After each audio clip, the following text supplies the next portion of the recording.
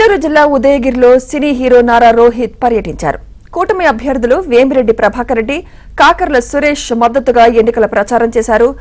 జలదంకిలో బహిరంగ సభ నిర్వహించారు. ఈ కార్యక్రమానికి కూటమి పార్టీల శ్రేణులు, రోహిత్ అభిమానులు, ప్రజలు పెద్ద సంఖ్యలో హాజరయ్యారు. రాష్ట్ర భవిష్యత్ కోసం కూటమి అభ్యర్థులను గెలిపించాలని రోహిత్ కోరారు. చూశారు, ఎంతమందిని ఇబ్బంది పెట్టారు, ఎన్ని రకాలుగా ఇబ్బంది పెట్టారు. ఒక జాబ్ క్యాలెండర్ లేదు. ఈ 5 ఏళ్లలో ఈ ప్రభుత్వం ప్రతిసారి విధ్వంసంతోనే మొదలైంది. అది ప్రజావేదిక దగ్గర నుంచి అన్నా క్యాంటీన్లు అవ్వచ్చు, ప్రతి ఒక్కరిని ఇబ్బంది పెడతానే ఉంది. 3 పార్టీలు కలిసి వస్తున్నాయి, పవన్ కళ్యాణ్ గారు, చంద్రబాబు నాయుడు గారు, మోడీ గారు. ఎందుకంటే ఇలాంటి ఒక రాక్షసుడిని ఎదుర్కోవాలంటే అందరూ కలిసి రావాలి. ఒక రావణాసుడిని చంపడానికి ఒక రాముడు, లక్ష్మణుడు, వానరసేనం ఎలా కలిసి వచ్చారో అలా కలిసి వస్తున్నారు. మీరందరూ ఆలోచించండి. ఇది మీ భవిష్యత్తు మీ చేతుల్లోనే ఉంది.